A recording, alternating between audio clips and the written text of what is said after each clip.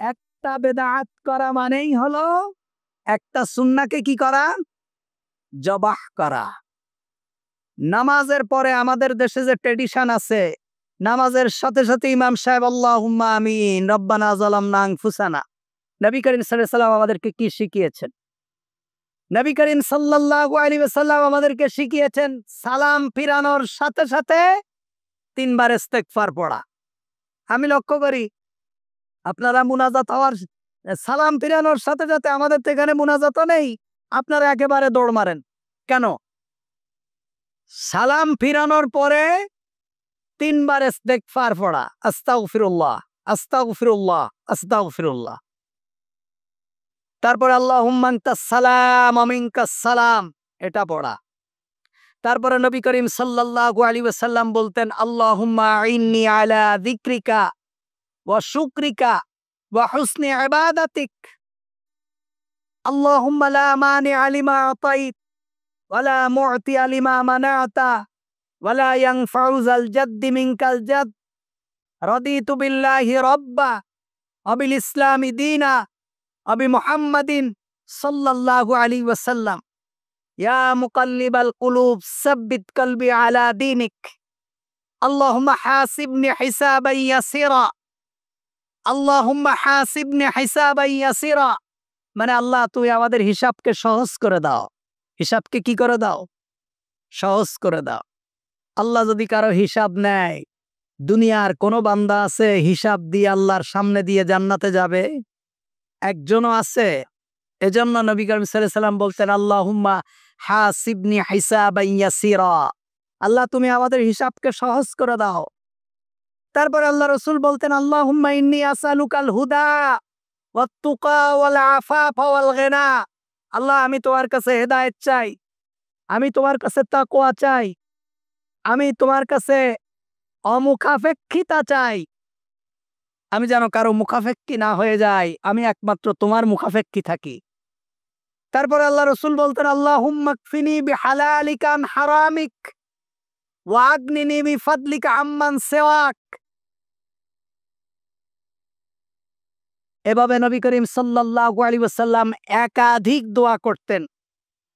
নবী করিম সাল্লাল্লাহু আলাইহি ওয়াসাল্লাম যখন তাহাজ্জুদের সালাত পড়তেন, তখন নবী করিম সাল্লাল্লাহু আলাইহি ওয়াসাল্লাম বলতেন আল্লাহুম্মা লাকাল হামদ আনতা কায়্যিবিস সামাওয়াতি ওয়াল আরদ ওয়া মান ফিহিন্না ওয়া লাকাল হামদ আনতা রাব্বুস সামাওয়াতি ওয়াল আরদ ওয়া লাকা ফিহিন্না ওয়া লাকাল হামদ আনতাল হক ওয়া কাওলুকাল হক ওয়াল জান্নাতু হক ওয়ান নারু হক ওয়াস সাআতু হক ওয়া লিকাউকা হক ওয়ান নাবিয়ুনা মুহাম্মাদুর রাসূলুল্লাহ সাল্লাল্লাহু আলাইহি ওয়াসাল্লাম হক। আল্লাহুম্মা লাকা আসলামতু ওয়া বিকা আমানতু ওয়া আলাইহি তাওয়াক্কালতু। আল্লাহ রাসূল তাহাজ্জুদের সালাতের মধ্যে এই দোয়াগুলি পড়তেন। তারপরে আল্লাহ রাসূল সাল্লাল্লাহু আলাইহি ওয়াসাল্লাম মাগরিবের সালাতের পরে আল্লাহুম্মা আজিরনি মিনান নার, আল্লাহুম্মা আজিরনি মিনান নার, আল্লাহ তুমি আমাদেরকে জাহান্নাম থেকে বাঁচাও, এই দোয়া পড়তেন।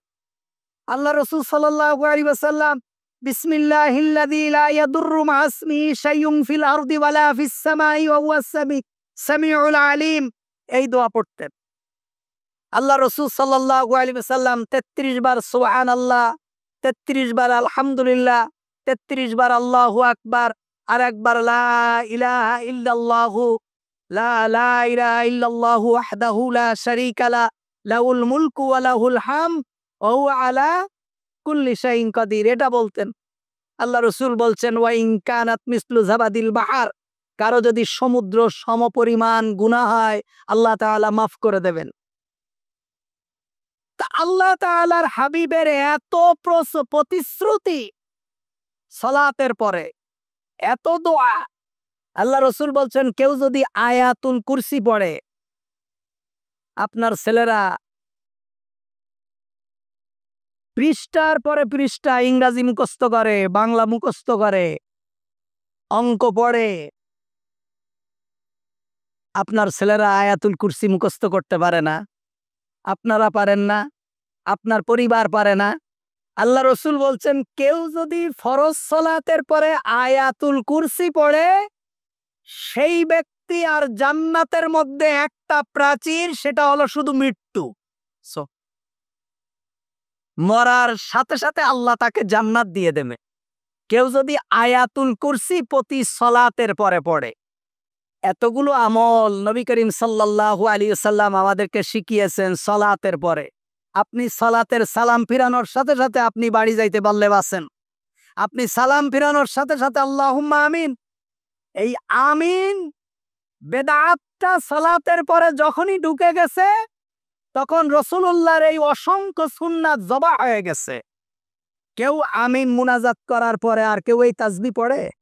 কেউ সুন্নাতে দাঁড়ায়, কেউ বাইরে চলে যায়। কিন্তু নিয়ম হলো এই তাসবিহগুলো কন্টিনিউ করা। আপনি তো সুন্নাত 1 ঘন্টা পরে পড়তে পারবেন, আপনি তো সুন্না বাড়ি গিয়ে পড়তে পারবেন। সুন্না বাড়ি গিয়ে পড়া আরেকটা সুন্না। বলেন, সালাত হলো নামাজের পরে, ফরজের পরে সুন্না, এটা হলো একটা সুন্না। এই সুন্নাটা আপনি বাড়ি গিয়ে পড়বেন, এটা ডবল সুন্না। এটা কি ডবল সুন্না? আল্লাহ রাসূল সাল্লাল্লাহু আলাইহি ওয়াসাল্লাম বলছেন, ইজআলু ফি বুয়ুতিকুম মিন সালাতিকুম ওয়ালা তাত্তাখিজুহা কুবুরা। তোমরা তোমাদের ঘরকে কবর বানিয়ে ফেলো না, তোমরা কিছু নামাজ ঘরের জন্য ছেড়ে দাও। এজন্য মসজিদে আসার আগে সুন্নাগুলো মসজিদ বাসা থেকে পড়ে আসবেন।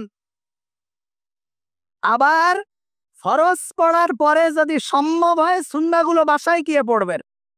আপনার পরিবারের সদস্যরা আপনার সালাত দেখে কেউ বেনামাজি থাকলে নামাজি হয়ে যাবে।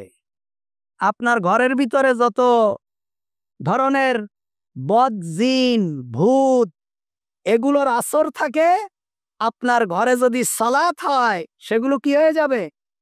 দূর হয়ে যাবে। এজন্য পড়বেন।